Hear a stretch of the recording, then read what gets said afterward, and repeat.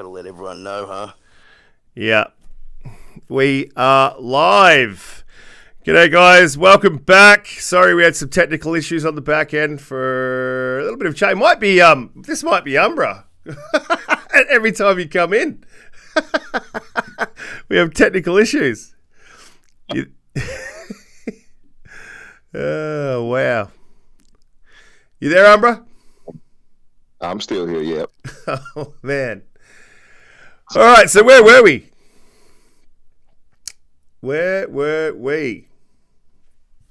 So we're talking about the Master Chief TV show and whether or not we think that he should be showing his face, because it's a different medium. I just want to make sure that everyone's back with us in the chat because a new link's been created. So I personally can't find it. Can you guys find it? The new link? Yeah, I'm sending that through. Yeah, I'm sending it through to Infinite right now. I already shared it. Cool. All right. So I personally, we got Magic Bullet. How you going, man? I personally think that, I don't think they should show his face. It kind of adds to the mystique of you not knowing what it looks like. You know, maybe that could be a third season reveal. But even then, I think it's not Master Chief if you can kind of see his face. He's supposed to be the everyman. You're supposed to be able to kind of pretend that, you are him.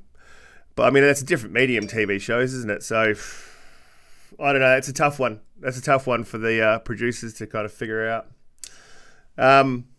We'll move on to Halo. They dropped some. A lot of the creators got a bit of a first-hand look and hands-on with the Halo campaign yesterday, and to me, it looked pretty amazing. I had some serious concerns about whether it was going to be like an Ubisoft type fetch quest open world. But from what it looks like from all of the reviews or the hands-ons, it looks like it's exactly the Halo that we've wanted. So, yeah, what do you guys think of that campaign footage, Shabra? Oh, I thought it was spectacular. I sat here and I try not to, it's tough because I want to make sure to avoid spoilers. So when I saw it, I was like, okay, I'm seeing some things I have to fast forward past. I believe Colt showed a few things I didn't like. I was like, nah, I can't look at that. But everything looks so damn good, man. Destin showed how a legendary playthrough of fighting the bosses, and it just looks so good. I'm actually really hyped for that, and I always wanted them to add, boss battles.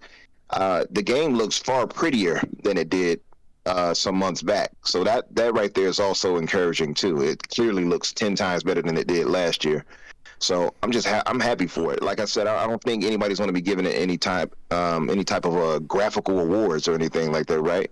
But it looks good. It's definitely the best Halo has looked overall in years, and just seeing this semi-open world approach that they're going with, and it took me back to first stepping out of that pod in Halo CE. It really did. Yeah, I agree. I think Halo lends itself to that open world. I think the most memorable moments of Halo and Halo 2 were when you went into those vast sprawling spaces and you could tackle the missions any way you saw fit. I think everyone here has played the multiplayer. The gameplay is just so incredibly tight, responsive, and then just to have that open world playground, to play in, to tackle any way you see fit. The AI is just amazing. In Halo, you can see, the enemies flanking you. You can see some of them charging, headlong straight at you. You can see grunts, the suicidal grunts being thrown at you by the brutes. You can see snipers that have the ability to one-shot kill you over hanging ledges. So yeah, I just think that it just gives a beautiful playground for everybody to enjoy, to tackle in any way you see fit. Cannot wait. Yeah, I watched Colt's video as well. Colt was pretty good. He didn't give away too much. Sorry, dealer, but I think you gave away a little bit too much, mate. I probably wish I never watched your video. um, but yeah, cannot wait. So jealous that these guys get to play the campaign before us. But we don't have to wait too long, and we've got multiplayer to tide us over in the meantime. Yeah, well, I was pretty excited to see that, and they all did say the same thing in regards to co-op, is that it just kind of screams co-op. So I'm pretty excited to play it cooperatively. I'm hoping it's a 4-player co-op, but the campaign looked amazing. Graphically, this narrative of it not being up to scratch has definitely been destroyed. It looked absolutely amazing. Yeah, to me, I was just like mouth open, staring at the screen. Can't wait for it to drop. Unfortunately, I'm going to be in the UK when it does drop, so I'll be playing it on a less than stellar system on the early Xbox original VCR.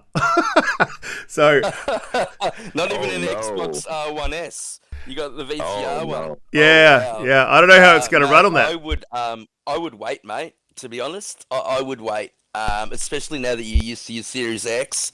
I don't know if you can go back to 30, mate. I know, that'll be hard. But, yeah, I mean, that would be my advice, Riskit, honestly, mate. Yeah, I don't know if I can wait, though, man. Like, I've already had to wait till December 8. Look, we've already had to wait for a full year, and now I'm going to have to wait for I'll be in the UK for about 3 months. Oh, that'll kill me. I don't know if I can do it. I'm too excited.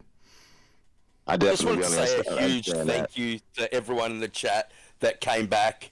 I understand technical issues, can really disturb the flow. But yeah, just wanted to really say thank you to everyone. Please hit that like button and that subscribe button. We are still young, Xbox Infinite. We appreciate all of you being here. Yeah, thank you so much. I want to give a shout out to my boys. These guys are in my squad. We call ourselves the ES. It stands for Elite Squad. Though we might want to change it because I don't know if we're all that elite, but still, we're going to go out there. We're going to run with that regardless. So I see my boy Brooks, Magic, and I see a few other guys that I know for sure. Aaron, thanks for coming back too. And I had a request that says, Umbra, say, finish this fight. I'm guessing he wants me to say it in the Master Chief voice. Yeah, Blue Butterflies. Blue. Oh, wait. Yeah. Is that Goddess? No. It's my friend, mate. Yeah, it's my friend. Okay, I thought it was Goddess for a second, but let me try to finish this fight in Master Chief's voice. Finish this fight. Was that pretty solid? That's pretty solid, man. I liked it. Loved it. We've obviously all been playing the shit out of Halo Infinite's multiplayer. Oh man, I am absolutely hooked on that thing. I've put hours and hours. Maybe I've got to be up to 20 plus now. I just cannot get off that thing. It's absolutely. We all had a chance to get in and jump in together. Umbra, Riskit with a massive party.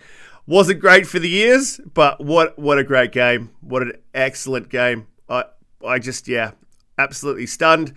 343 has hit the nail on the head with this one. Umbra, you've obviously been playing a fair bit of Halo Infinite's multiplayer. Yeah, it's crazy because it's like one game after the next, it just takes and steals my attention away. And Halo, since the flights has done it several times. I'll be deep into something and then the flight dropped. And I'm like, well, that's the end of that game. I mean, I was playing Forza. I'm enjoying Forza. I probably put like 50 hours into Forza. Oh, hey guys, here's the beta for Halo Infinite multiplayer.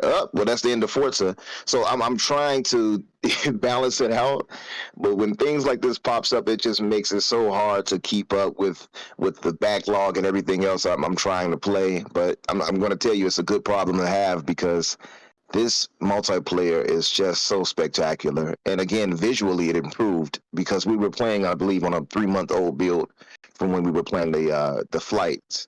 So you can see visually it's just spectacular. Frames wise, as far as like, the outside of resolution, outside of that, it's everything's so smooth and fluid. The guns feel great. I believe they nerfed the AR and the commando a bit, but even then, the general balancing of the weapons is just spectacular. It's very hard to find real issue. The only issue I think comes into the the microtransactions as far as the skin goes, but to me, and I've obviously the leveling with the challenge system, which they've addressed, but they definitely need to fix. Oh But yeah, it's very hard. Yeah, but yeah. other than that, I'm loving like the general just gameplay wise. Speaking of that, I'm entrenched, and I wanted to play some now, but I was like, I got the podcast. I have to do the podcast. Yeah, if I wasn't on the podcast, I'd be playing. I think I put 13 hours straight when it dropped, and I can't remember the last time I ever did that. You know, just took breaks to basically have something to eat. It is extremely addictive. Yeah, I play it on 120 hertz. The fluidity of combat, of movement, is amazing. You know, we've got you know, a whole group of guys that you know, are playing together. I think at one stage we had a team of 11 going into big team battle, all trying to coordinate. Yeah, just amazing fun. Yeah, amazingly fun game. Visually, I think it looks great. Yeah, I mean, with everything going on screen, you know, the particle effects and, you know, the depth of field and, you know, the AI, yeah, I think they've done a great job. Definitely worth that year's wait that you know, that we waited for, and congratulations. What a great birthday present for Xbox to drop the multiplayer, you know, that 3 weeks early. Yeah, kudos to them. yeah, it was absolutely amazing when they dropped that. There was rumors of flying around the internet, and then the next day it was a 50-50 of where we're going to get it. But I was still I felt pretty solid that we would get it, and such a great thing to do. And there was no backlash, because there was a whole lot of talk of splitting the multiplayer in the campaign earlier in the year. But I think the way that they've done it is the perfect way to do it. But one of the things that they haven't done the perfect way to do it is that level up system. Man, that is absolutely terrible, in my opinion. I could personally finish the challenges for the Battle Pass, got the visor, and then I think I was ranking up 150 XP every 5 matches at one point, until the daily challenges reset. So, I mean, obviously the gameplay is what brings me back to the game to play it, but you always kind of want a little bit of a reward to come back and pick up those, you know, get those skins and, you know, get those little armor pieces. But it was just it was a hard slog to even get there. I mean, I've heard of guys playing it for 16, 15 hours and leveling up maybe 4 places in the Battle Pass, and it's just a terrible way to do it. They have rolled it back slightly, but for me, I would like to see them scrap that system, or really, really gut the system and go back through it again, and just make it a more concurrent with the game experience. So instead of dragging you away from an objective, you know, make the challenges concurrent with the objective. So you're getting a challenge for helping out your teammates. That was my experience as well. I think in the first couple of days I got up to level 3 in the Battle Pass and still didn't really understand why you know, I wasn't progressing. But to 343's credit, you know, we got to remember this is only in beta, but I think that's what 343 have been really good at. You know, the fan feedback, taking it on. You know, and they could have waited to, you know, to implement these fixes when the game officially drops on December 8th, but they've already, you know, changed it up a little bit. I think you get 50 XP for, you know, any completed game now, and it did make a big difference, because the next day I played, I shot up all the way from level 3 to level 9, so, and they said that they're gonna, you know, change it even more. So, look, I think they'll get there in the end. I would say that the changes they already made have been a vast improvement. And yeah, look, I mean, everybody knows after the Master Chief Collection that 343 have really tried to listen to the fans and the Halo community at large. And yes, it's impossible to please everybody, but I think they're on the right track. So yeah, I'll give them a bit of a break on that. Yeah, and you hit it right on the head, Jedi. That's why I give them a little bit of latitude and, you know, longitude when it comes to things they do, because I know that they have they have their obligations, obviously, as a business, right? They have to make money for Microsoft, but at the same time, they definitely, try to appease us as fans, longtime fans, and they're fans of the franchise as well. So they're doing the best they can to try to balance all those things out, and it's a tough act to follow up with, following after Bungie. So it's a lot of things that's weighing in on them, and now they have to, get acclimated to the modern setting of gaming and how you charge for microtransactions, especially with it being a free-to-play model. So they have some learning to do when it comes to that. But what I'm most proud about with 343 is that they are always willing to hear us out and quickly address our concerns and change things on the fly. And they're also very transparent, which you'll never really find with many other developers. So I appreciate that.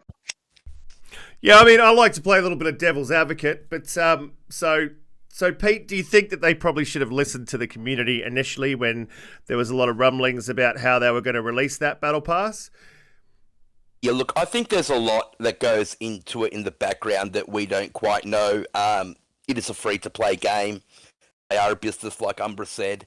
There was a bit of conjecture when the flight released that the progression system wasn't quite up to scratch. They said that we would, get used to it. I don't think people got used to it. I think that, that it was, making you play in a certain way, and everything else about that game screams play the way you want, be the Master Chief that you want. And so, look, I'm glad they've corrected it. I think it could do with a little bit of further correction, but most definitely. I hope that they're not done with fixing up this Battle Pass, because I'm still not happy with what they've done. I think in saying that 3 days after the beta dropped, for them to change it up already does bode well for the future. Oh, definitely. Yeah, that's true. That's true. And we are in the beta, but I think it's important that we make sure to hold their feet to the fire when it comes to things like this, so they don't get too ahead of themselves. So, definitely we should all definitely make sure to keep calling them out and saying, hey, this is unacceptable. And because we know that they're, eager to fix those things once we do. Yeah, exactly. So Magic Bullet is asking Umbra to talk about the extra buyable cosmetics and what he thinks about it and its pricing. So I'd like to know, I'd like to know what you think about that too, Umbra. The cosmetics for Halo? Yeah, the extra cosmetics, how you got to pay for them, the pricing. The pricing that needs work too, because they have this one armor on there that's not particularly great looking. I forgot the name of it right now, but I know you guys have seen it. It's the white armor with like pink outlining. It has it like blue outlining and that pink frame on the visor. That thing is not worth $10 or $20. Yeah, it's just not. And I saw that. I'm like, really? Like, if you all offered a Master Chief, and I could see that, but not that. It's like, no. And I think even $5 is a ridiculous ask for something like that, being honest. And so, but the thing is, as long as they make it where it's something you can attain by earning it, that right there is the differentiator. So as long as they allow that and keep the pricing fair, that matters the most. Yeah. But I'm a little different, right? Because if you guys see my armor, I paid for that battle pass. I paid for that armor. So I was one of those that was like, nah, I'm not waiting to look cool. I'm getting this now. This black and blue. It was the same. I did the same thing. Black and blue as well, mate. I did the same thing. That I haven't got it. And what bothered me about that was that there was no way for me to earn that black and blue armor. I had to pay for it because it's not actually in the Battle Pass. And if you look through the Battle Pass and its content, it's not great. And the colors aren't great. The customization, I don't think is on point yet. I think they're in the right direction, definitely.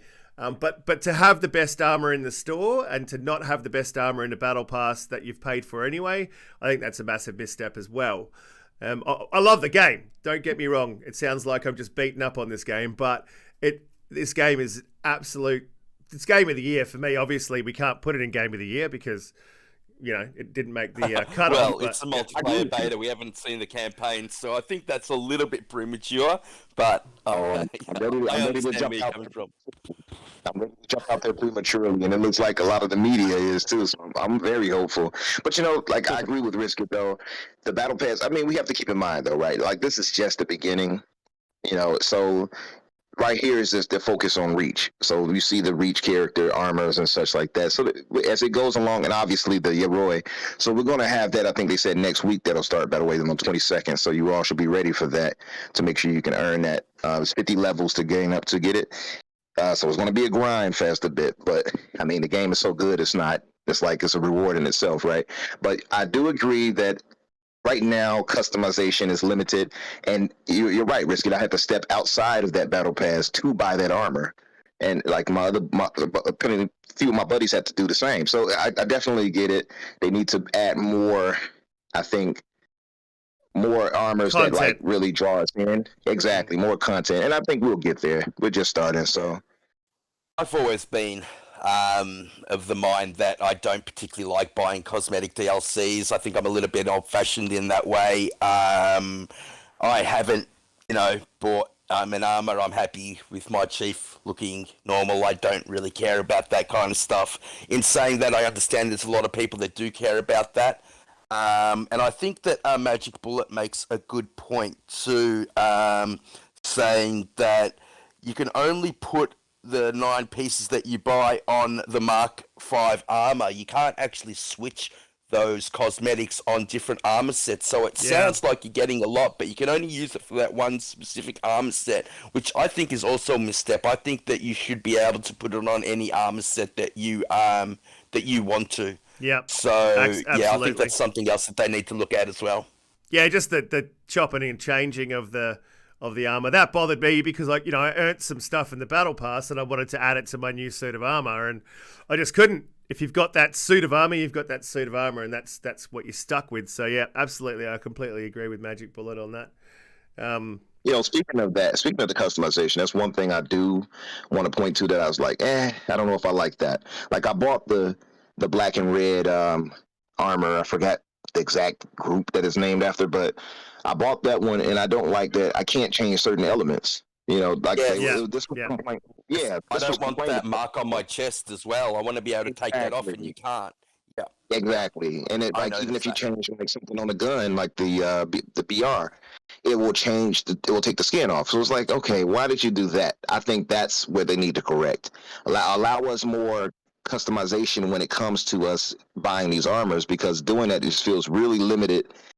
And it's so funny because it feels backward compared to what we had in Reach in some ways when they do that. So that's something they definitely need to correct, in my opinion. Yeah, the ability to not be able to mix and match different armor sets, I think, is a huge misstep as well. I mean, I understand that we're like nitpicking a little bit here. They are still in beta, but I think these things should have all been, seen that they were going to be a problem. And they really should have been addressed prior to the beta. Definitely should be able to mix and match your armor sets. Definitely should be able to put different skins on different armor sets. I think the pricing is way too high. $15 for one armor set. Not having the best armor sets in the actual battle pass, I think, is a big mistake as well. You can see that most people that are wearing different armor sets are the ones that are exclusive to the store and not the ones that you're actually getting in the battle pass, and I think that speaks volumes.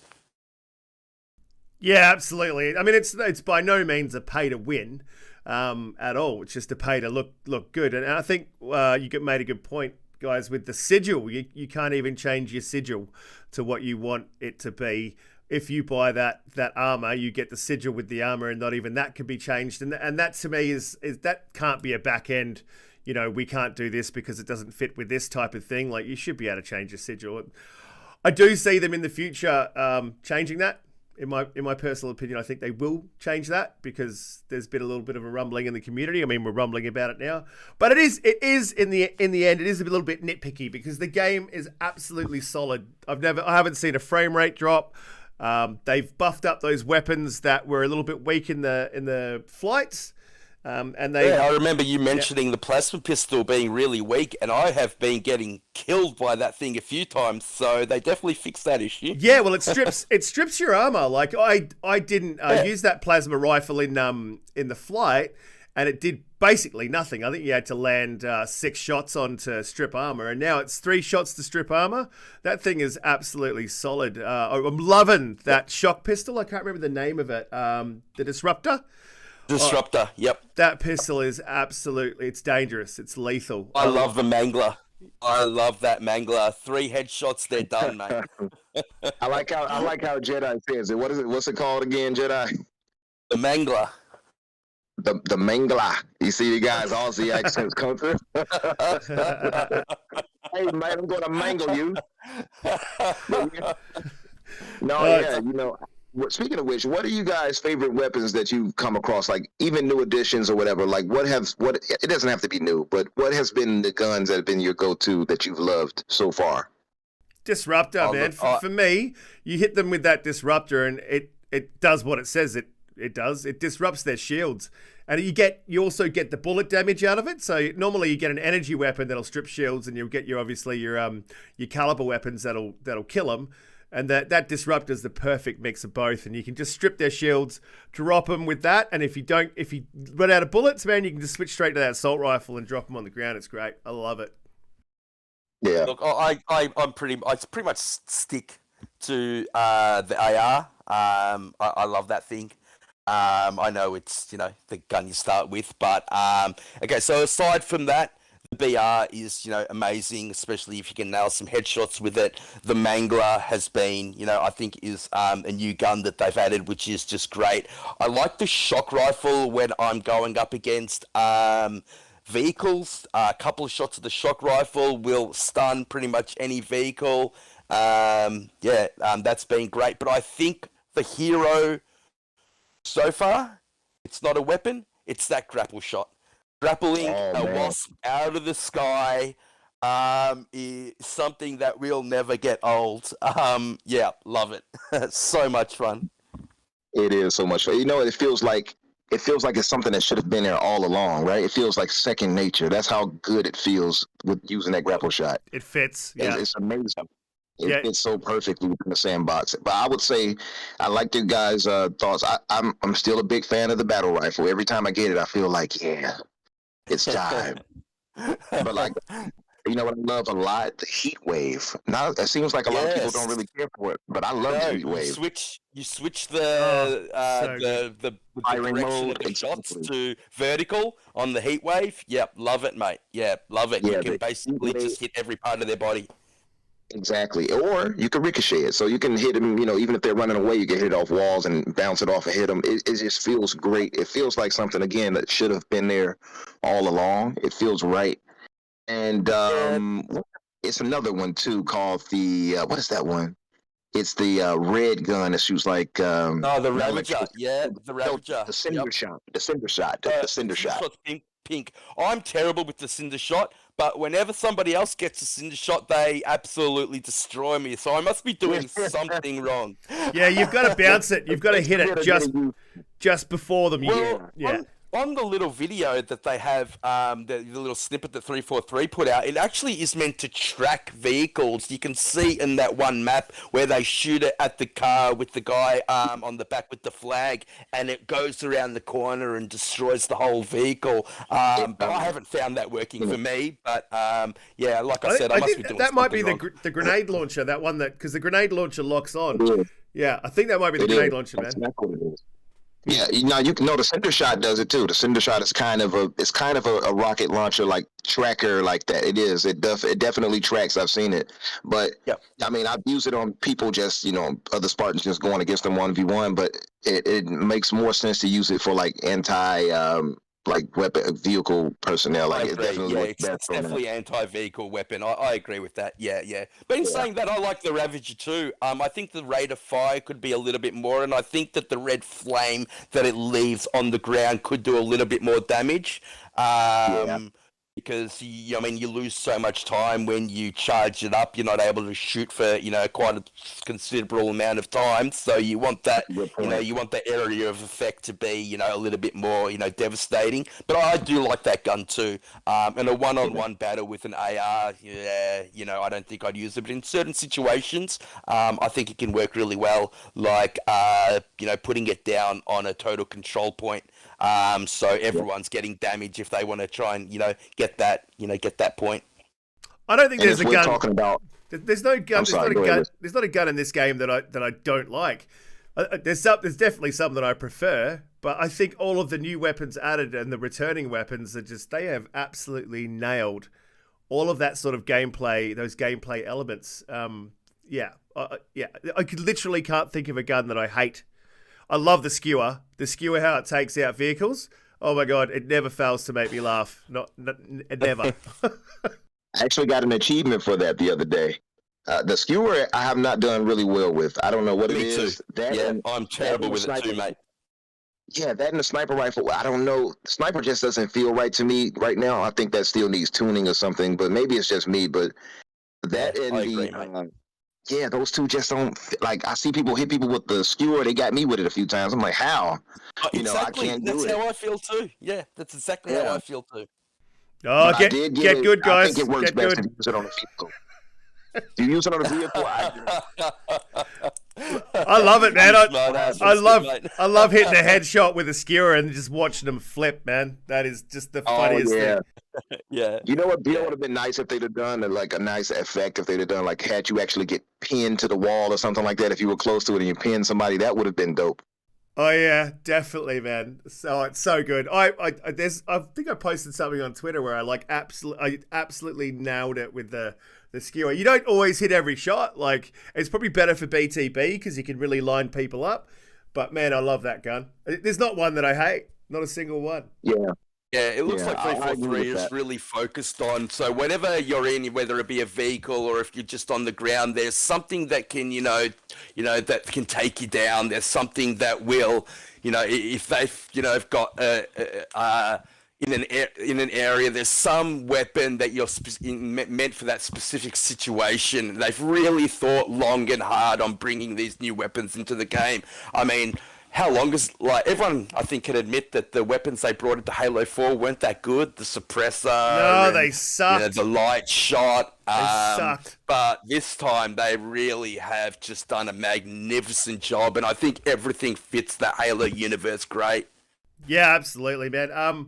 Yeah, the one thing actually I kind of noticed in Big Team Battle on a particular map, because everything's really well balanced. I think one of you guys said that earlier on, and that's absolutely true. Everything is really well balanced, except there's this one map, I can't think of the name of it, but it's a Big Team Battle map. And if the opposing team gets a hold of those wasps, they are just they're a nuisance. They are really hard to take down. I know what you're talking about. You're talking about the map that has made that big hole in it right outside of the base. Yeah, you can I accidentally drove off, by the way, the first time I got on it. I drove right into the hole with my boy Ozzy. Yeah, like, I saw oops. that. I saw that, man. I actually saw that. It's gold. Yeah, no, if they get the wasps on that, you're right. It's going to be a tough day for you unless you find some type of, the grapple shot or the power weapon. So it's just tough.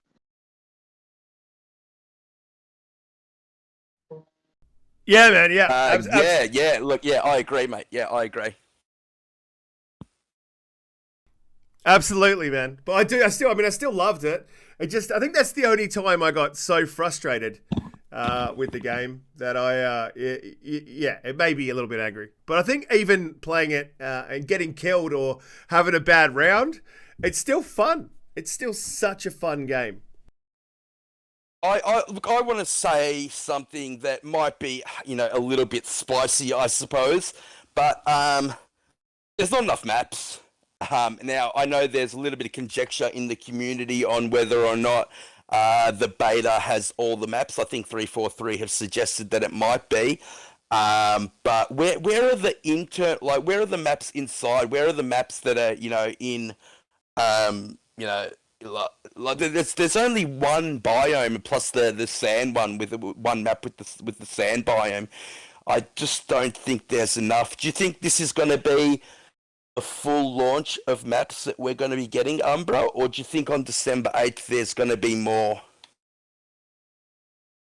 Oh, there'll be much more. I believe I saw someone speak on it because there's been a lot of leaks for whatever Yeah, reason. They yep, cannot yep, keep those things under wraps. I think they said something yep. around 27 maps total, and that's including big team battle and 4v4 area maps and things like that. So we'll have much more. Yeah, oh, that's great news because I've heard both sides. I've heard them say that they're holding those maps back because it's free to play, and they're holding them back because for season 2, season 3. But I've also heard that they just haven't dropped them all for the beta. So yeah, I really am hoping there's going to be more. And I'm not saying that I'm sick of the maps because every game's different, but yeah, definitely some more variety would be great. I agree. How do you guys feel about the Aquarius map? Which, by the way, I'm an Aquarius, so it speaks to me on a deep, astronomical level.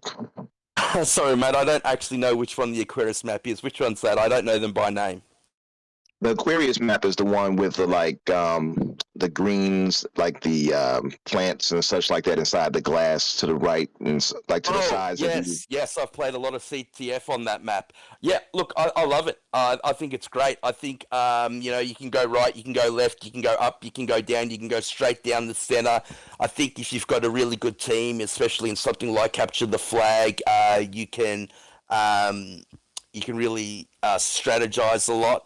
Yeah, I really love that map. My favorite map is the one that I probably haven't used the most. It's the one where I don't know the name of it, but you're like in a warehouse and there's a ghost and a warthog there, and it's a very large map for a 4v4. Hold on, I'll look up the name of it. What other maps do you like?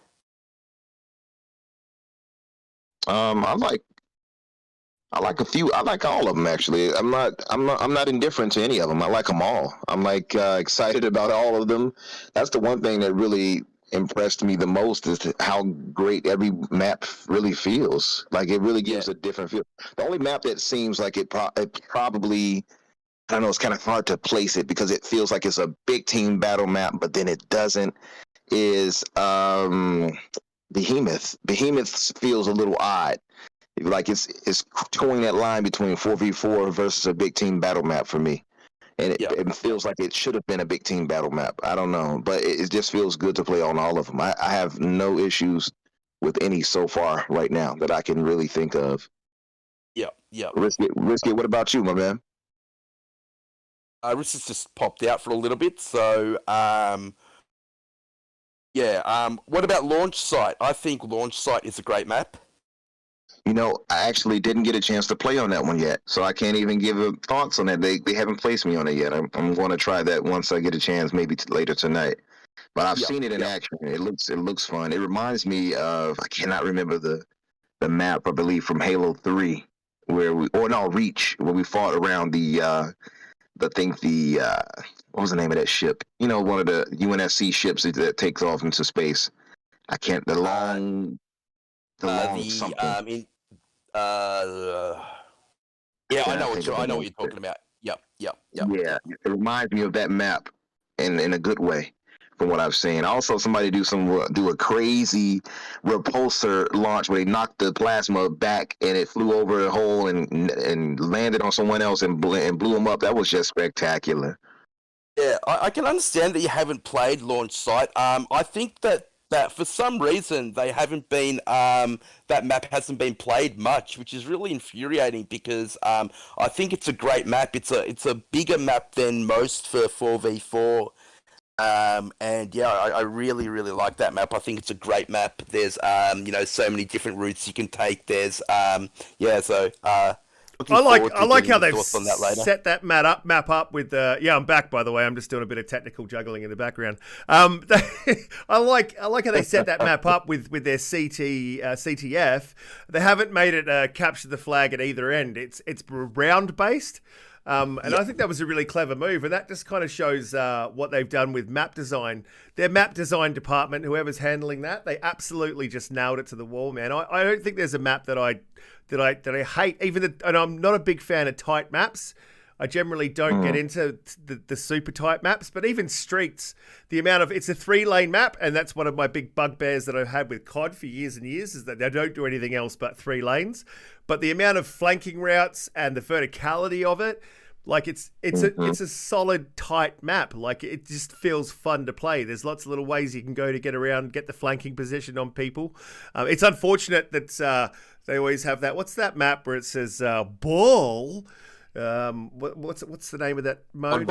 Oddball. Bull! Yep. Oh my god! Every time I hear that dude say it, bull, I just absolutely piss myself laughing. It's a funny, but I hate that mode. But I don't hate it. Like, it's fun. But God, is it difficult sometimes. You get some guys that are just absolute pros. Yeah, I think you need a team for Oddball. If one person is not, working together as a team, it can be infuriating. Oddball, it really can be. Yep, absolutely. Yep. I played it with my nephew the other day, and we're communicating, so we're working together. But the other two guys are doing their own thing. So I'm like, you guys are like, this team just destroyed us because they all work together. All 4 of them were just doing what they had to do. The other 2 guys on our team running around, and I'm just getting destroyed every time I pick the ball up. Oh, you can't go Rambo. You cannot go Rambo in Halo. Eh? You can't go off by yourself. You've got to stick with that team. That's where this shines. That's what I love about Xbox, is just the multiplayer aspects of a lot of Xbox's first party games. They really lean on teamwork and community, which is the really great thing about Xbox and the amazing thing about Halo. I think that they've just, every single map they've nailed. Even that one that you're not a big fan of, that could have been the BTB. Can't remember the name of that one. The big sandy map that's got the flag at each end. I mean, I love that. Behemoth. Behemoth. Yeah, I think the bigger maps that are 4v4 are my favorites. So Behemoth, launch site, those bigger ones where you get, to be a little bit more tactical. It's not so much run in, where everyone's going to be. So I want to see more of that. I know we get that a lot in Big Team Battle, but I'd like to see it a little bit more in Slayer and Capture the Flag and Total Control. Where there's a little bit more tactical based combat in there, and that's why I love launch sites so much, because of the size of it. But they're then only having 4 players on your team, against the opposing 4 players. There's just so many different routes you can take. There's so many different strategies you can come up with. Do you think that there's a lot of these maps that could benefit, these larger maps that could benefit from a slightly larger player count, like 6v6, for instance? Yeah, absolutely. To me, Behemoth is a 6v6.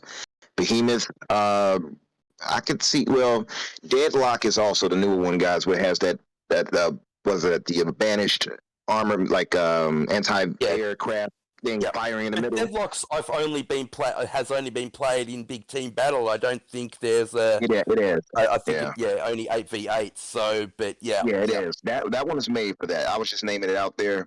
Fragmentation obviously is another Big Team Battle, but the one you were talking about before, Riskit, was High Power. That's the one with the hole in the middle that I drove off of. Oh, man. High Power. Yes, I have killed myself so many times in that big hole. It's just annoying. Every time I get in a vehicle, straight into the hole, mate. It's just like a vacuum that sucks me in.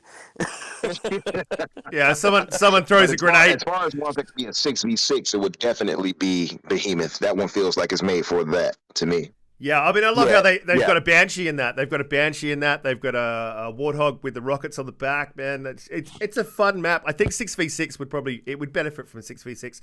I haven't heard any rumors. I've been scouring, looking for rumors on whether they're going to up player counts in certain maps.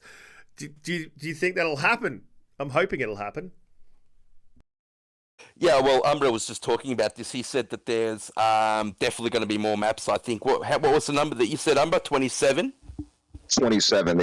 That's the supposed leak said about 27, if I'm not mistaken, which would be obviously Big Team Battle and 4v4 maps and such.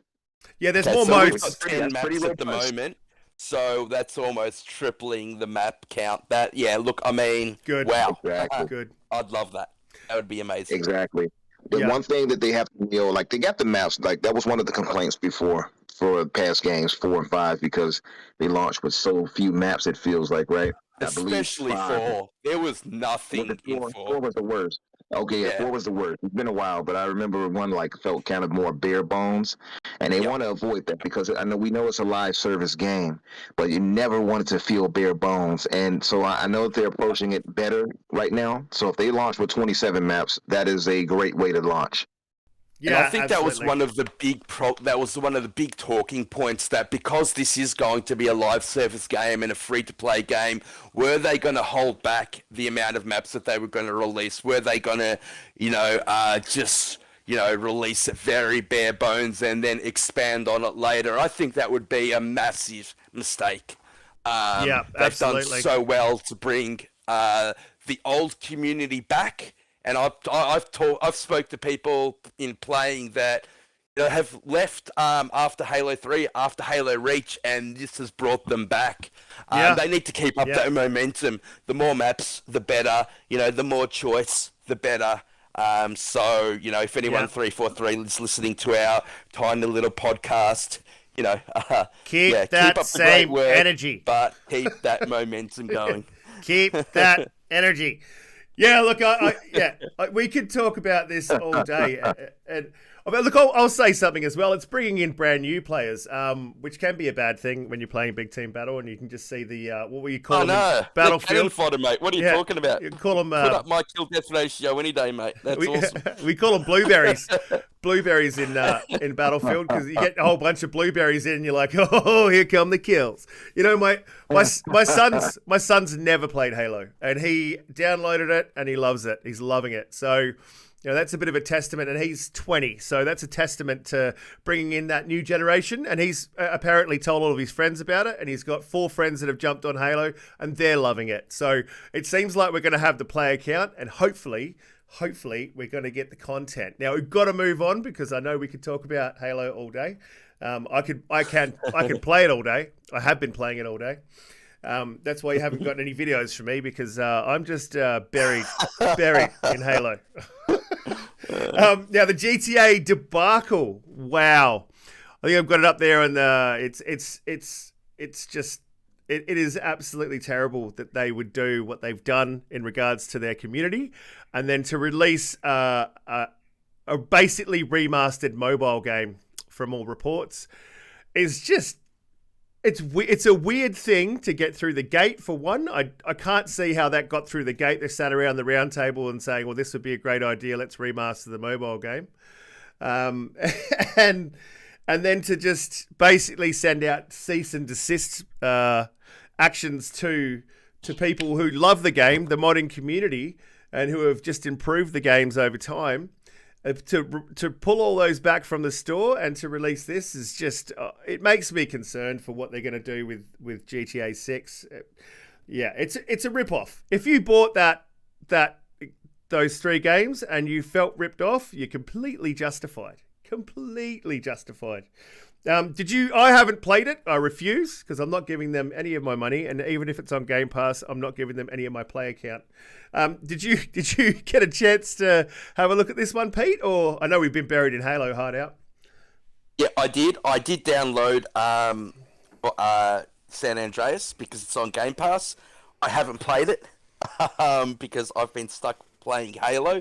But look, Rockstar did actually put out an apology saying that the game, it says, the studio admitted that the remastered trilogy did not launch in a state that meets their own standards of quality. So they have admitted their mistakes in saying that the code was based off the mobile version of the game. And I think that's, if you watch the Digital Foundry video, I think that really sums up a lot of the problems. Now, the entire mood of the game has been changed dramatically by, losing that blue light effect that they had in GTA 3. Just some of the design and the creative decisions around the remaster have just been incredibly strange. They really make no sense. And although they said that, they apologize and they're going to fix it, I don't think that they're going to be able to fix it to the extent that is going to make people happy. And I think that goes back to those first initial design decisions that they made in changing the entire mood of the game. Putting it into Unreal Engine for, trying to increase the draw distance by, removing the fog around the city. That rain effect that they have is it's disgusting. You can't even see through it. I don't know what they'll think. Yeah, but Rockstar have said that if you did purchase it and you're not happy, they will be giving you a free copy of the original games. So, I suppose. That speaks volumes. A bit of a compromise. Yeah, that's somewhat of a compromise, I suppose. But expected a lot more. Yeah, really disappointing. What do you think, Umbra? Much the same. I think you covered it well. I haven't even downloaded it yet. That's how entrenched I've been with Halo and everything else and Forza. So I haven't even downloaded it. But once I saw it in action, I was like, oh no, baby, what are you doing? And when I saw the rain effect, I was like, what is this? Invisible bridges, things of that nature. So it's a lot of bugs, and it was like, come on, guys, how do you allow this? And this is what I mean. Like, we talk about pedigree all the time, and these spaces I'll join in. We'll talk about we can expect great games from people like Naughty Dog or Insomniac. So that's why we know when the games that they announce we get excited for, because we know the pedigree behind them. Right?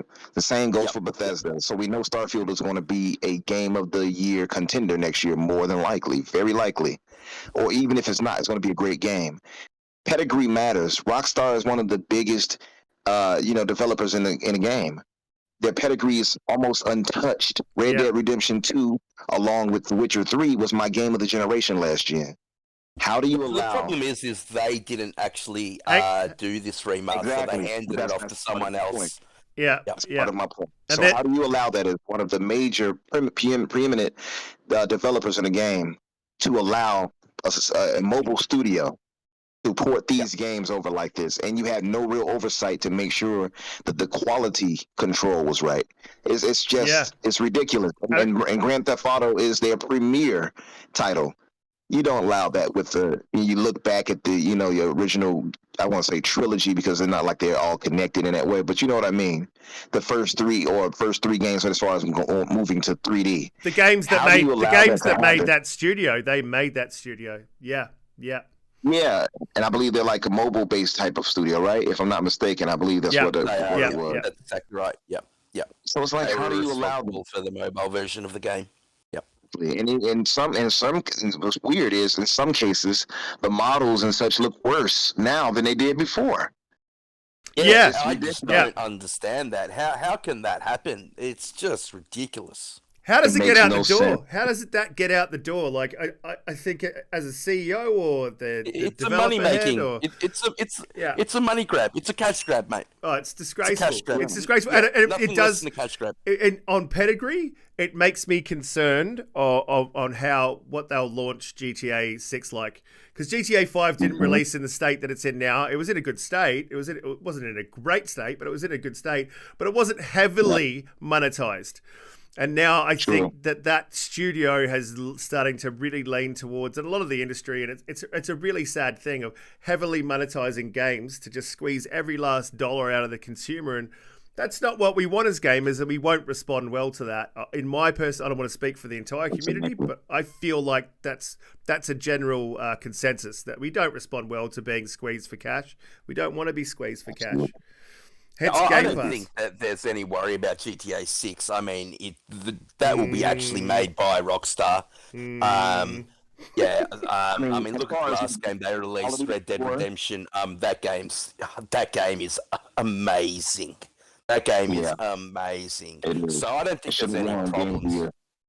I know it's not a lot of people's cup of tea, because it's a lot slower, and that's not the thing with these kids these days. They want everything to be action. These bloody kids these days! I I think the slow parts of that game is what actually makes that game so great. Absolutely. 100% agree, Jedi. And, you know, I agree that the pedigree is still going to be there for those games. We know that the game is likely going to be great, the main game, but still, the obvious concern would be for the microtransactions, and that's the major issue. Like, what will they hold back to make sure that they can squeeze us? So that I agree with both of you guys here when it comes to that in different ways. I don't doubt its graphical quality, and I probably don't. I do doubt its content. Insofar as it's multiplayer content, because Red Dead, whilst being a great game, its multiplayer is just, that was completely devoid of any content. You basically had a horse, a camp, and you could ride around the open world in multiplayer and shoot each other. When it initially released, I haven't gone back to it just simply because of that poor experience that I had at the start. So yeah, I am concerned about their multiplayer. Probably not the single player. I think they'll nail that. I hope that they don't monetize the single player. If they do, again, I hope they don't. I think they will. And that's what I'm worried about. Yeah, I think it's really sad that it's, you know, the way the industry is going. GTA and Rockstar have always made amazing single-player experiences. You know, LA Noire is still one of my favorite games of all time. I don't think it got the recognition it deserved. It was the first time that facial motion capture was introduced into a game.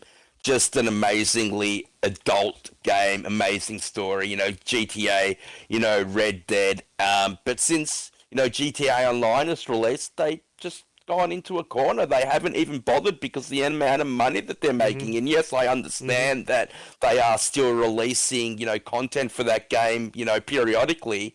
But, yeah, I mean, we just want a single-player experience. Please, Rockstar. That's what you're great at. And how long has it been? GTA 6. How long has it been? It's been 9 years since they released a game. That's right, isn't it? 9 years. Yep. Well, yeah, I mean, you can tell. You can tell, like, how much GTA since 360. Yeah, right. You can tell how much GTA's changed. Like, GTA 3 was 2001, GTA Vice City was 2003, and San Andreas was 2005. I mean, like, just 2 years, gap between, you know, each game, and now it's been that long. We don't even know. It has changed a lot. That's the other thing. We don't even know if they still have it. Because you don't know what's changed in the background since they've released GTA 5. You don't know what kind of developers they've got. We don't know if they've cut the team down. So yeah, it's a concern. It's definitely a concern, especially the way that they released this and it got through the gate without anyone red flagging that and saying, hey, we need to pull this back in. So that's a quality control. It'd be akin to them release like 343 releasing Halo in the state it was in last year. Yeah. It'd be something akin to that as they had it last year, releasing that. That's how poor, and Halo wasn't even the poorest as gameplay wise last year, but visually it didn't look right. But imagine allowing the trilogy of games that set up the standard and boosted you to where you're at now, allowing that to release like this for the anniversary, and I just don't understand that. Multi-billion-dollar generating IP. And this is what you give them. And they did set the standard. Yeah. They do set the standard for open world games. Absolutely. Yeah. Absolutely. Now, going back to something that you said before we got onto this topic, Umbra, you said your game of the last generation was Red Dead, and what was the other one? The Witcher 3. Red Dead Redemption 3 was mine. Yeah. Did you get a chance? Did you get a chance to play God of War? I'm just saying. I did. I love God of War as well. And a specific someone named Rose would get on me if I didn't say that. But I love God of War. God of War was I wouldn't call it a masterpiece, but it's close. Red Dead Redemption 2, I would call a masterpiece. Masterpiece. The Witcher 3, masterpiece. The Witcher 3 is a masterpiece. So those two games defined it. God of War was just under it to me, and I thought Red Dead Redemption 2 should have won Game of the Year. Yeah, see, I agree with that, 100%. God of War, because that story with his son was just like, a lot of people found the kid annoying. I didn't. If you have kids, that's what they do. So they annoy you. That's what they're put on Earth to do. So to have that in a game and just the way it was presented, that game for me is one of my games of all time. I don't know if it's the game of all time, but it's one of my games of all time with that story. And speaking of game of the year, wow, we definitely got to talk about this one. They held voting prior to Forza's launch, whilst Forza was still within the game of the year launch window. Now, if that's not a poorly handled system for voting for Game of the Year, I really don't know what is. And I don't know how they can stand behind their decision. I mean, this game is clearly... it's a racing game. That's fine. But for what in the genre of racing games and in games all over, it sets the standard for fun, for content, for graphics. That game does so many things that other games just haven't done or can't do, and for it to miss the voting window but still be in the launch window is just fucking ridiculous, in my opinion. Just absolute bullshit. Absolutely. Yeah. Absolutely. It's unacceptable, really. I mean, I've talked about it ad nauseum on Twitter and Spaces. I know people will have their objections, but you cannot make sense of the highest rated game of the year at being at 10 plus, whatever, 10 plus million gamers already, more than any other game on the list. And so some people will argue it's not a popularity contest. Yes, it is. That's part of it. So, and I mean, even if we ignore that, that's exactly what it is. When you vote for something, right. It's exactly what it is. Exactly. So when they argued, I'm like, what are you talking about? I had somebody else tell me that, like, it's not about popularity. It's not about, yes, it is. That is one of the major tenets of a game being put into Game of the Year, is the popularity of it, how well it's made, all these things, right? Forza Horizon 5 is a masterpiece of a racing game. Even if you don't see it as a masterpiece, you have to admit it's damn well made, beautiful, and so well done as far as sound and everything else. It's hard for me to understand how a game that's sold as well as it has, mind you, it's on Game Pass, and it likely had over 5 million before it launched officially on the 9th. So it sold well as well. I bought the $45 premium add-on beforehand, so I'm one of those. You had people that bought the $100. I saw you playing. I saw you playing. Exactly. So I got my time in. Again, I have like 50 hours in Forza. I'll go back to it eventually. But Halo has me right now, unfortunately, for Forza. But imagine having a game that has 10 plus million gamers on it, sold exceptionally well, is exceptionally well made, and beats out other games as far as it goes for the year, and not being listed at least as a nominee. It just brings me back to Ori, how they snubbed Ori. And what's worse is how they snubbed Forza. It wasn't just eliminated because they didn't pick it. It was they sent out the voters from the press. They had to submit their votes for it November 4th. The game came out November 9th. Prior to its launch, which is disgraceful. Exactly. But you know what's worse? They still have Forza listed as best racer or sports category. That's exactly what I was going to say. That's exactly what I was going to say. Exactly. So it misses the Game of the Year, but it's still there for best racing sports game. What a joke. No sense. Yeah, makes no sense. What a joke. It feels deliberate. It actually feels deliberate. Well said, Umbra. Well said. Yeah, I mean, Pete, what have you?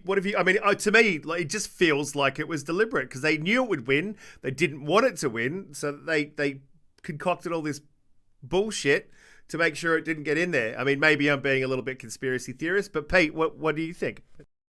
Yeah, look, I hope that's not the case. I know it's really hard when you're trying to get, I think there's 119 people or something, or 120 people they get to vote on who wins Game of the Year. They're all, journalists and people in the industry and stuff like that. So I don't want to believe that they snubbed it for that specific reason.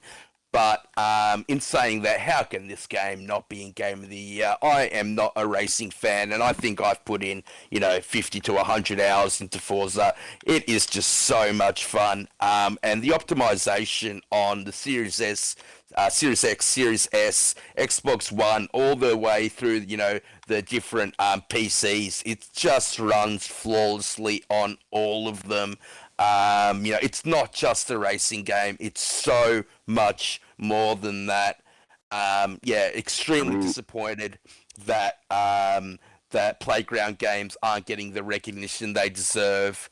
They really do. They really do deserve it, and it brings me back to the same thing that they did to Jedi. Was it Fallen Order? Jedi Fallen Order. That basically missed the target for Game of the Year as well, even though it was in the window, and then nobody voted for it the next year, which is exactly what's going to happen to Forza as well. Yep. That game deserved to win Game of the Year as well, and it didn't. Same reason. I think they need to really do something about it.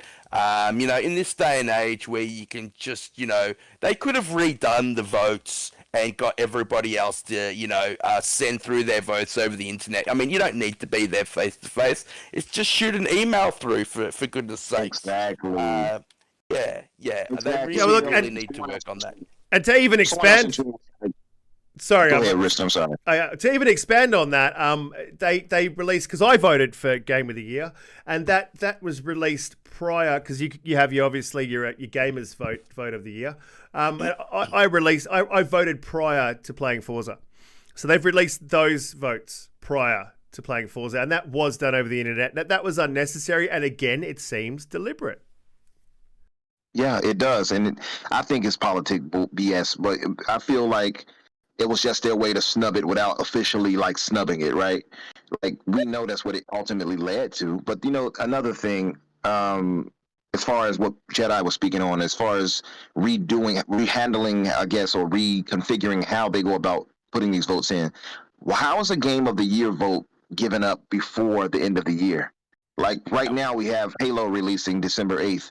That's out of contention now. And we already know it's not going to be in contention next year, even if it was the case of it being really great, because look at the breadth of games we have coming next year. Oh, my God. Yep. Yeah. So if anything, move the Game of the Year awards to early January or late December, like 30th or 20th, I don't know, it's 20th or something, because it cuts off the entire breadth of the year, so it doesn't really make sense in that way either. And one other last thing I'll point out is that they have the committee are basically all journalists and such, right? Typically, mostly journalists. I think 10% are for gamers to give a vote in. Whatever, right? Jazz Corden made a great point in his article. If you guys haven't read it, I would definitely advise you to. It's really, really great.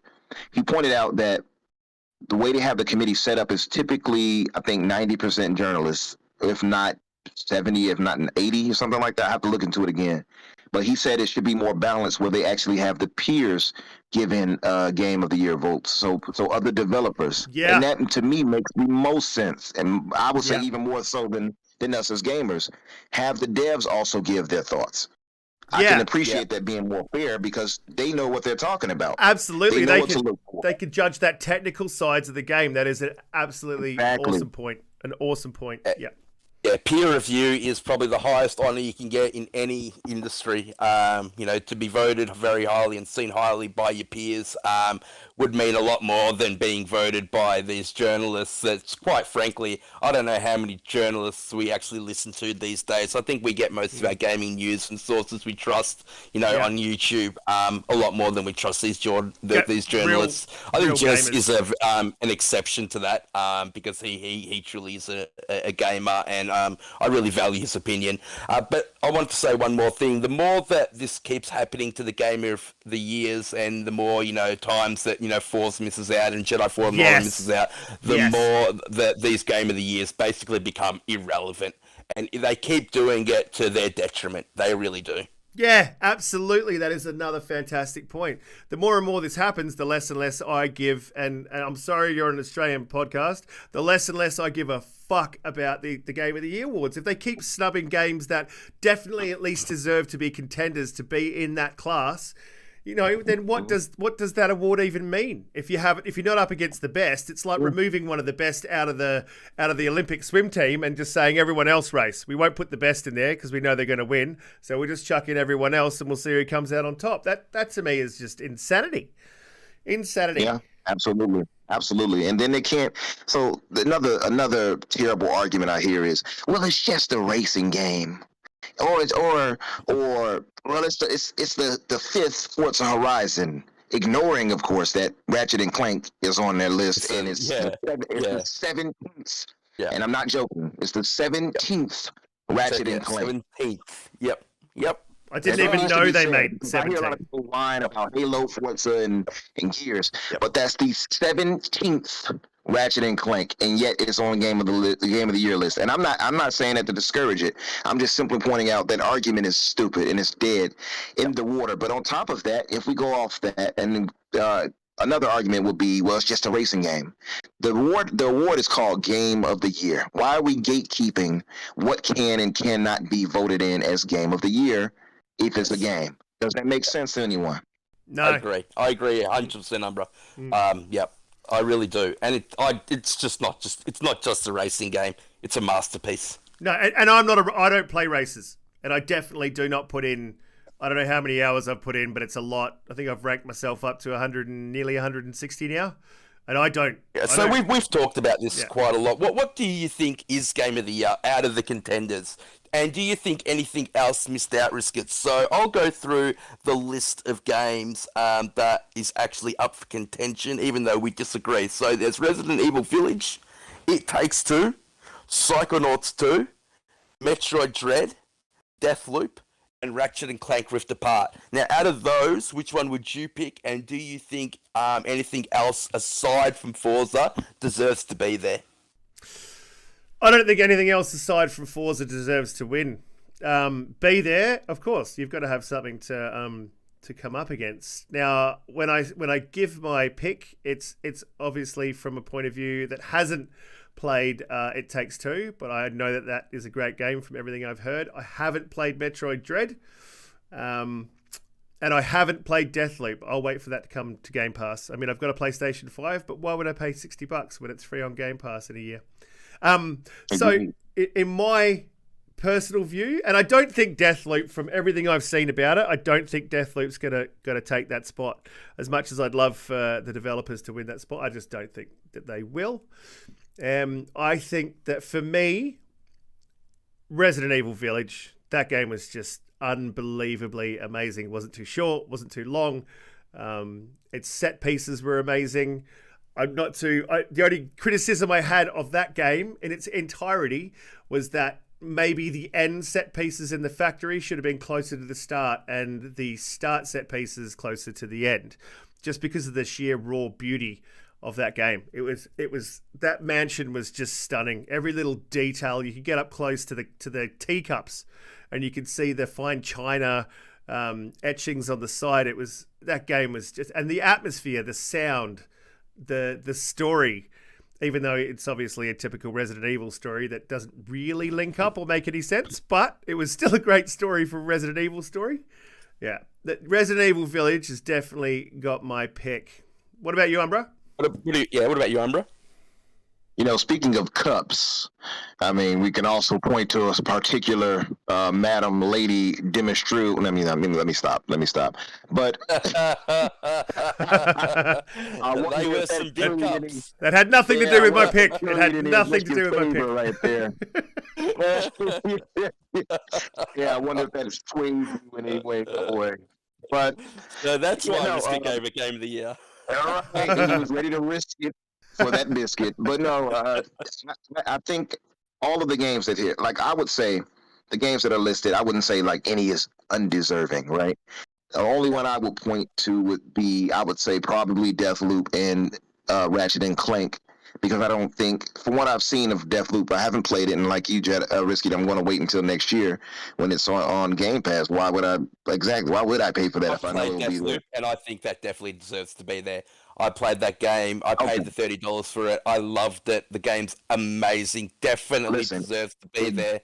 That masterpiece tens out of tens. So you can't be too far wrong, right? It got that. It got nines. It got tens, like almost across the board. So, I mean, I That think game is I wonder, amazing. is it the second highest rated game of the year under Forza? It Yes. might Yeah, be. under Yep. Forza. Yep, Yep. it is. Yep, it is. Yep. Pretty amazing, by the way. So that's 3 majorly well-scored games right there, just alone from Xbox Game Studios. Think about that. And I will And we add haven't another even one on the even list scored that hasn't Halo yet. been, included. Yeah. I think Hitman 3 deserves to be there as well. I know it's the third in the series, but they got those maps down perfectly. It was one of the showcases for the Series X. It ran at 60. The level design, just an amazing game. Definitely needed to be there. I just don't understand why that game's not there either. So Umbra, what was your pick? What was your pick? My pick, and I even held fast to this, even with Forza Horizon 5 being a masterpiece to me, is Psychonauts 2. Psychonauts 2 is just like, look, I'll say this, so maybe it's a bit of bias for me, but the first Psychonauts is as in my top 20 games of all time ever made. That's how much I loved it. It's beloved to me. And I replayed through it before I got to Psychonauts 2 again, and that feeling hasn't changed. So when I played Psychonauts 2, what struck me as great is still spectacular how great the voice acting is, how great the ingenuity, like the creativity, rather, of how they approach us entering people's minds is. Great, what's the word I'm going to use here? The platforming is really solid. Just all of these things that add together in the total package, and then you can go deeper and they go into mental health and curing these things, these ills that plague humanity in general, right? So I think it has that approach for it. It also approaches the LGBT representation is really well done, because it was, as I saw it unfolding, I'm like, oh, okay, wait, that's who he was after. That's who he loved. I just thought it was well done. It wasn't like in your face, like, oh, look. It was just so well done, where it presented these characters as human first. You know what I mean? Sexuality second. And I just thought that was so well done, because it would stop a lot of the people who might have bigotry in their heart, who, get annoyed with those types of things. Oh, they pushing this agenda. It really didn't feel like an agenda being pushed. It just felt normal. Felt like an organic part of the story. Exactly. Yeah. It felt organic as the key word of the year. Yeah. It just felt organic, and it felt well done. It wasn't forced. It was perfectly balanced, as all things should be. And I just thought it was really well done. And Psychonauts 2 is just, to me, I wouldn't call it a masterpiece. It's not. But it is really well done. Fun. I mean, I had some gripes, like finding some of the what do they call those? The collectibles. I'll just go with the collectibles. Some of those specific chests that you had to collect. Yeah, I forget what they're called, but yeah, I know what you're talking about. Yep. What about the combat, Umbra? That's what I was going to ask. Is what really stopped me from enjoying that game to the fullest. Everything else, the art style, the voice acting, the platforming, all excellent. But that combat system, I just couldn't get into it. I mean, that's your gameplay loop. That's what needs to hook you first and foremost. Yes, the story's great. Yes, the platforming's great. Yes, the art style is great. But I just couldn't get over that. For me, I hear you on it, but I thought that the combat was pretty well done enough. I wouldn't say it was like great, but I think it was good. I don't think it's like, it didn't take me out of anything. I'll put it to you like that. I would say some of the boss fights you had in there, I could see it maybe causing a bit of trouble, but I think I'm so used to the previous game that it wasn't like, it was second nature to me. So I didn't really have that issue with it. I played perfectly well, for me at least. I didn't have the issue. But I guess for those newcomers to the series, or probably more used to a more adept control scheme, I can see how it could possibly give you a little pause or a little issue. But I thought it was pretty fun. But I think combat, that's the thing too. I will point out that combat is like secondary compared to story, character, and everything else, and art style for Psychonauts, and the creativity. So maybe on the next one they can probably improve on that as far as that goes for combat. But I thought it was well done enough. But that's why I would also not give it a masterpiece rating. You see what I mean? Yeah, that's why I was curious why you wouldn't give it the master. Yeah, I think that combat was lacking, but I mean, I went well with it, but I just didn't think it was. Oh, I don't know. There was just something not right. There's something missing in that combat. So yeah, Pete, what were your thoughts on Game of the Year? Yeah, look, I would vote for It Takes Two. I think I've said it before. I like gaming with friends. That's where I have the best time. I went through this game with Butterfly, who was in the chat. And we had a ball playing it together. We went through the whole thing. The gameplay loop is amazing. You're never doing the same thing twice. Each level is designed beautifully. Each level you have a different, ability. Each character has to help the other character get through that level. The platforming feels absolutely precise. The comical elements of it, with the little mini games where you're versing each other just to break up the flow, are hilarious. The emotional aspect of the story really hits those feels, just really well done. And the other game that I loved this year, Deathloop. I just love the look of that game. I love the story of that game. The combat, the flow is just amazing. I think the game was made by two people, and then they got another guy to do the music. Just what an amazingly talented bunch of people, developers that we have in the industry. Really disappointed that that wasn't up for Game of the Year. But personally, for me, It Takes Two. I'll say this. I'll say this. It Takes Two. I can definitely see being on the list. I'm actually really happy that it's there because I agree it's a great game. I definitely agree with you there. And if you all haven't played it, please find someone that you can jump into it with and play it. And it's on with, Game Pass. So it's free. Yeah. So from the same studio that made No Way Out, and it's a very different game. No Way Out was very more adult. You're playing as two guys doing a prison break. This one you're playing as a husband-wife couple. It's a very different game. But yeah, if you got a friend, or a spouse, or a child, yeah, have a run through with that game with them. Only one of you needs to own the copy. You can just transfer that copy to anyone else you want to play with. Only one person needs to have it, and it's on Game Pass anyway. Yeah, I can't recommend that game enough, guys. Yeah, I definitely get on that one. I need to play it. I'm trying to work through my backlog at the moment, which is getting bigger and bigger and bigger. So we did have Battlefield 2042 down to discuss, but I mean, look, I haven't played it. I know Jedi hasn't played it. I don't think you've played it, Umbra, have you? I have not. I mean, and I blame again my backlog and games like Forza Horizon 5 coming and Halo multiplayer beta releasing that stops all of that. So unfortunately, no. No, even with the free 10 hours, I haven't been able to pull myself away from Halo or Forza, especially knowing that it's a broken mess. Still, and I think from what I've been hearing from the boys who I used to play with on Battlefield, that it's probably got another year before it's going to be in a state that it's releasable, even though it's already released. Yeah. So, all right. Well, didn't it get really bad scores, by the way? I think it had like a 60 something. Yeah. Yeah, it's not doing too well on Metacritic, especially the user scores. I think IGN gave it a 7 because the reviewer really liked the Portal aspect where you can, create your own style of game. You can use the old Battlefields as well and integrate them all together. That does seem like, it could be quite fun. Yeah. In saying that, they're the older games being introduced into the new game. But the mechanics of the game itself, the ability for anyone to basically be, an engineer or a medic, that they've taken that tactical aspect which Battlefield does so well out of it. Anyone can be any, class. class now, which I think takes away from it. And I also think that Halo dropping 3 days before the launch of Battlefield was an amazingly smart move.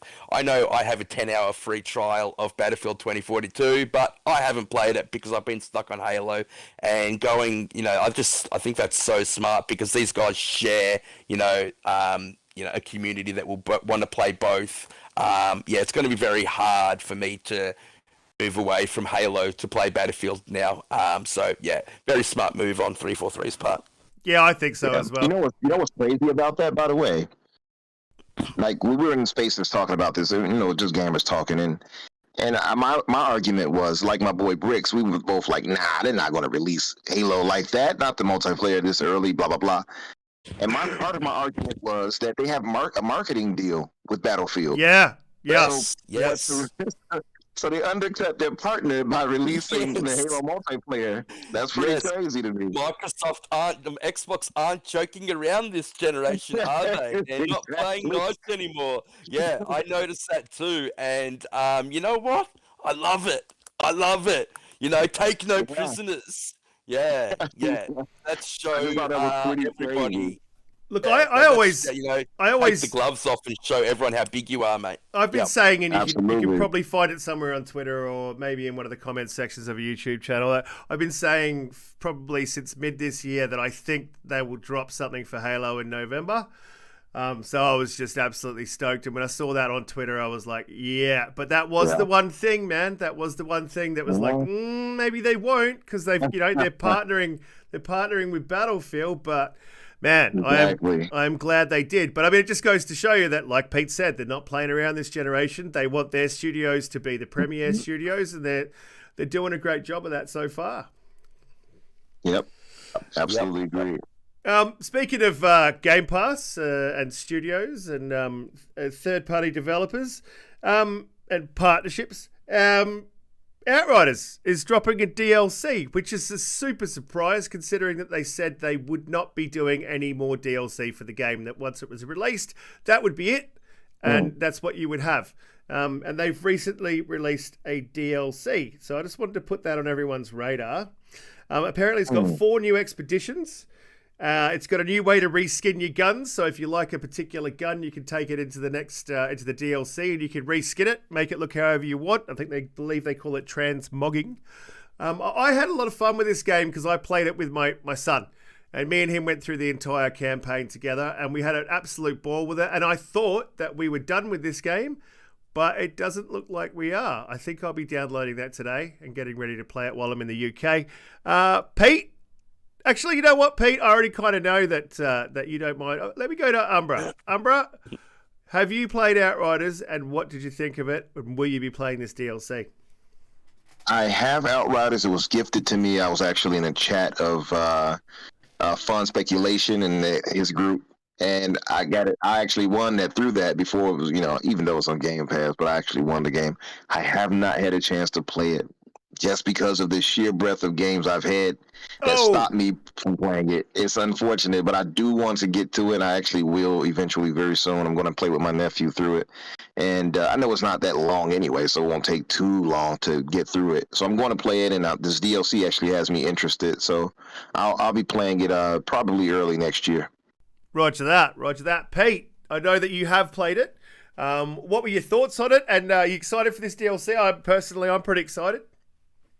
Yeah, look, I loved going through Outriders. I love any co-op game. So, plus, I don't know if you guys remember, but during that time of the Series X, we all had these new consoles, and there really wasn't much to play. And this was the first punch that Xbox threw, the first third-party deal, big AAA game that went into Game Pass. Yep, it was. Yep.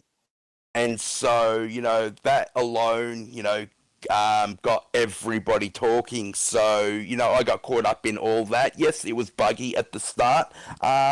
But I not didn't terrible. actually find not terrible though. Yeah, I didn't. It wasn't bad for me. And I actually played through the entire game as a trickster. Loved the story. Loved the co-op aspect. You know, the gunplay felt very Gears of War like. You know, hide behind cover, run, shoot. Yeah, They helped on. with, They helped on little Gears of few War, didn't extra they? abilities. Did they help on Gears of War? Yeah, that was the studio that They did, assisted. yeah. People can fly. Yep, Yeah. yep. That's right. Yep, they did help. And they also helped on. I think they made Juggernaut, or Judgment. Sorry, Gears of War Judgment. Yep. Yeah. So, and they also made Bulletstorm, which was a little bit of a clone as well. But yeah, look, I loved the game. I didn't really enjoy the end game content, which I think they wanted more people to enjoy. I didn't really enjoy the expeditions. Once I got through that story part of the game, it dropped off to me. I think a lot of the reason for that was the fact that they nerfed the build that I was playing in the game. There was a couple of people that got god rolls for the top level of the trickster build, and because they had god rolls, they were finding that they were getting through the expeditions too easily, and so they nerfed it. And for the people that didn't have god rolls on that build, it became incredibly difficult. Yeah. In saying that, yeah, I'd love to go back and play it again as a different build.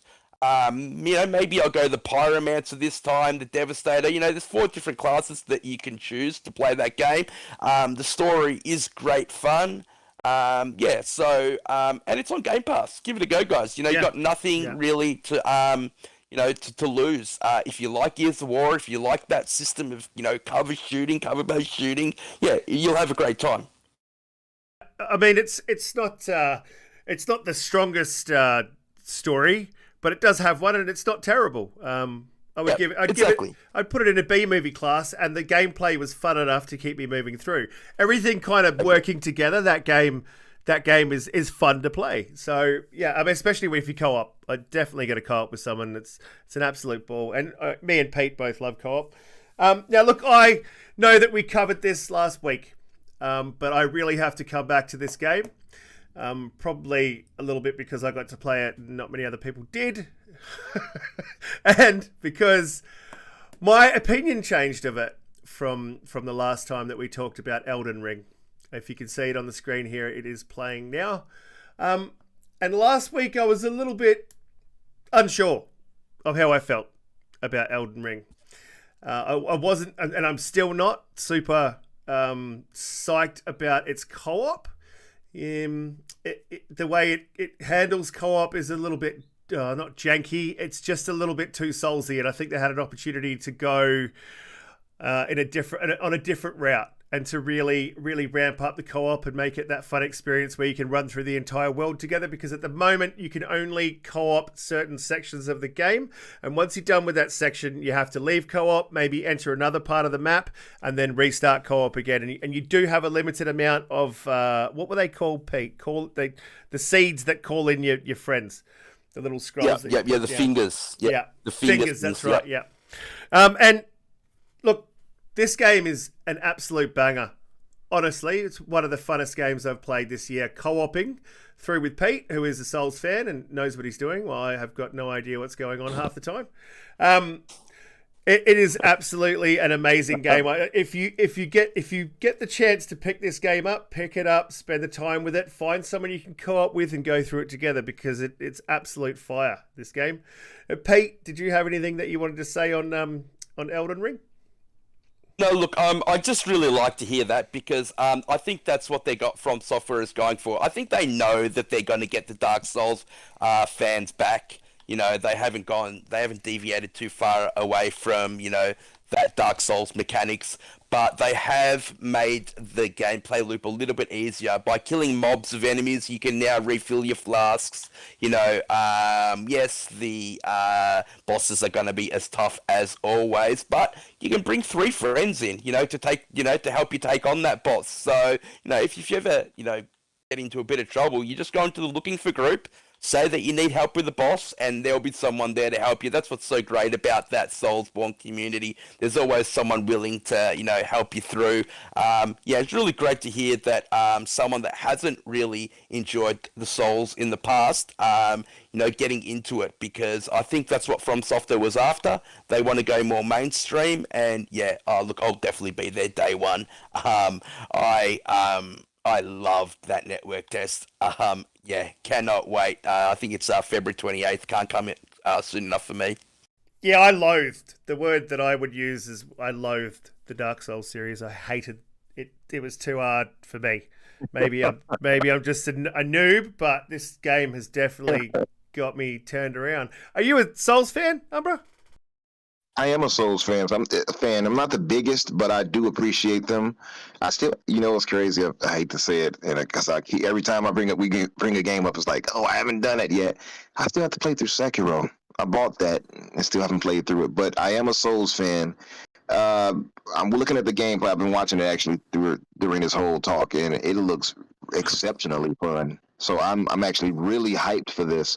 I was hyped for it when they announced it, but seeing it in action and things like that, and seeing you guys play together like that, it looks really, really fun. So I'm actually really interested in this. I think it'll be one of the Game of the Year contenders next year too. Yeah, look, it definitely will. I really hope they open up that co-op experience, because that was where this game shined. Well, I mean, there was some capture that I actually didn't get. I did get a capture of invasions, but we got invaded at one point by this dude who saw that there was two of us, ran away, got himself into a strategically better position. I think that fight went on for about 20 minutes, half an hour. Like, it did. Oh, wow. Apparently he was You're not supposed to heal yourself in Dark Souls games if you invade. Yeah, there's a little bit of Dark Souls etiquette, though. So if you invade somebody, no one's actually meant to use the healing flasks, and that's a bit of Souls etiquette. And so you can tell if someone's not really a Souls player because they will chug on those flasks, which is, that's just not right, mate. That's cheating. Not right. Cheating, apparently it's cheating. But that fight went on for like half an hour, and it was tactical. He dragged us into the middle of a whole bunch of enemies that we had to fight off, as well as him. Like, that fight was like, it was awesome. I loved it. I was like, he's going over here, and Pete's like, I've got him. And oh man, the co-op feeling of that whole engagement was just, it got me really psyched. I was like, this game is going to be great. I wouldn't like to be invaded when I'm by myself, though, because, man, some of these players are like solidly, they're pros. Man. Yeah. Listen, I hate getting invaded. I hate it too. That's why I turned it off. Yep. The online people. When I played the other games, I couldn't take it. It's like I remember one time I was just like minding my own business. I had just fought a big boss and I beat him, and I was like, yeah, okay. In comes this invader and destroys me immediately. Yep. I was so damn mad, and I had to go back and track all the way back to get your souls. Yeah, exactly. It pissed me off so much. So I'm not a big fan of Umbra. I'm not a fan of it at all. I like how they've changed it where you get invaded more when you're co-oping and a lot less when you're playing on your own. Now, I don't know if they're going to change that for the release, but so if you're going to invade somebody, you better be ready to take on two people at once. So I do like that because I hate getting invaded. It's so annoying. It's so annoying dying after, and having to go back and get your souls. That's not that bad in this one because there's those fountains of grace pretty much everywhere. So they're a lot closer to your souls or your runes. Fast travel. And you can fast Dark travel. Souls games. Yeah, and you can fast travel. So, it makes it a little bit more lenient. Yeah, I agree. Riskit just died as you were saying that. It's so funny. You said that and he was dying as you said that on screen. Died. It's just, as soon as you were saying that you die and such, and you come back, it showed you died. He just got killed. I died so much in this game, especially when I was by myself. I think that part I'm by myself, and I just got my ass kicked all over the place when I played by myself, and it was frustrating. That's what Sekiro frustrated the hell out of me. I didn't make it past the first boss in Sekiro, and I just got frustrated with that game and put it down. But this won't happen, man. This will not happen with Elden Ring because I'll always have Nice. someone to co-op with. You know, you can find people. You Nice. just place your stones down and bring someone in. It's really good. I really hope they open up that co-op so that you can just cruise through the world together as a team. Maybe up the difficulty of the bosses if that's what they need to do to balance that out, and just cruise through it and have a great time whilst you're playing basically an open world Dark Souls. The one thing I will add a complaint about though is visuals. Like one thing I hope that they actually start going forward, maybe past this, because I know this is an old engine. I hope they actually start improving the visual aspect of Dark Soul games. I think it just feels outdated at this point to see the visuals still looking like this for their games, and the gameplay is so solid. You would hope that the visuals would match up to the standard of that, but they don't. And we know that's not a major thing for Dark Souls games. So I know Jedi is going to come out and say that, but before he does, that's fair enough, mate. It's something I hope they do. It's not a need. It's just something I would want. Yeah, that's fair enough. Pete, you got something to say about that's no, I mean, that's fair enough. Look, I will say this, but they have opened it up to an open world, so it's going to be hard to improve those visuals because of the actual size and scope of the game. I understand where people are coming from, but as far as I'm concerned, as long as it plays at a smooth 60, gameplay trumps everything in the Soulsborne franchise. It really does. That's true. Yep. I agree. That's why I say it's not something that's needed. That's just something I would like them to do, just to elevate their game a bit. That's all. It doesn't really present itself in the best way. So when it comes to texturing of the world, in some spots, it could probably use a bit of work, in my opinion. But when it comes to the actual texturing of player characters and some of the monsters, once you've killed them and you get up close, it's pretty on point. It's just a very dark, pastel-y game. I think it's the style of it that kind of everyone was kind of hoping for maybe a brighter or a bit more bombastic-looking game. Would that take away from the Souls genre if they went a bit more, Red Dead bombastic-y, bright-coloured type of graphics? I think it would. Look, I mean, in the Souls franchise, you're actually in a dead world. So, the world's dead. In this world, it's a living, breathing world. There are still people that are alive. Like in Dark Souls, you basically have to bring the flame back to the world because the world is actually dead, and that's why it's so dark and so gloomy, and I mean it just adds that layer of atmosphere. This world is a lot lighter. There are trees, there are people, there's that big living tree, that beautiful yellow tree that you can basically see from anywhere you are on the map. So they have gone a little bit of a different route with the art style. And I'm really excited to see more. Yeah, me too. Absolutely. I can't wait for this game to be released. It's going to be a great time. Speaking of How long time, do you think the game will be, guys? You think it'll be like maybe an 80-hour game? I think it'll be huge. Yeah. Massive. Yeah. Apparently, people were putting 70 hours into just a little section that they had in the tech test. So that's yeah. So apparently they put could 70 hours in. And that is 1/12 of the game. Yep. Yeah. So it's gonna be massive. Love it. Can't wait to just absolutely sink myself into that world. Are you guys going to stream it? I got to watch you guys stream if you do. Yeah, why not? Yeah, I'll definitely stream that, and then everyone can just watch me getting my ass handed to me. We might finish off Riskit, mate. Yeah, did you want anything you wanted to add, mate? That's all we've really got time for today. Yeah, just wanted to thank Umbra for joining the panel on a permanent basis. It's great to have you here, mate. So much going to make the show that much more rounded, I think, having you here. And JediKnightPeter, thanks again for being here every week. And just helping to make the show what it is. And everyone that turned up today, thank you very much for turning up. If you chatted in the chat, thanks a lot. We try to respond as much as we can. Please hit that like and subscribe button so you don't miss the show. And Pete, yep, do you want to tell the people where they can find you and what you're up to, what you're playing? Yeah, look, you can follow me on Xbox at JediKnightPeter. That's my gamer tag, and you can find me on Twitter at JediKnightPeter. Yeah, love it that Umbra's joined permanently now. Can't wait to talk games with you more in the future, brother. And Umbra, do you want to... same here. Yeah, you go, mate. Same here, brother.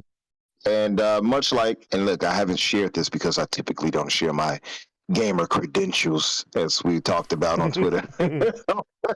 Except for those who I like and such, but I will share with those I absolutely like. But I'll be the first to say it here, or better yet, this will be the first I'll say it here. You can find me under Super Havoc on Xbox. You can actually find me on that on PlayStation as well, but it's Super_Havoc. But you won't find many games there because those are just for exclusives. Everything else will be on Xbox. So if you want to like play with me and I and you're likable enough, maybe I might give you the time of day. So Super Havoc on Xbox, and you can find me obviously on Twitter under Infinite Umbra, which is so fitting going by the title of this podcast. Yeah. I feel like David Ruffin, and you guys are my temptations now. I don't know. But anyway, you can find me under as Umbra Infinite technically, but I mean if you look for Infinite Umbra, you'll find me. And you'll always see me around in the spaces and things like that. I'm pretty active when it comes to that. And please feel free to communicate with me. Fantastic. And if you're chasing me, you can see it on the screen up there. You can find me on Twitter at Riskit4TB. It's not 4 terabyte, it's for the biscuit. And you can obviously find me here on my YouTube channel when I can pull myself away from Halo Infinite, or I can pull myself off Forza, or I'll get another video done. But until next time, we'll see you guys later. Thanks for turning up. Hit that like and subscribe.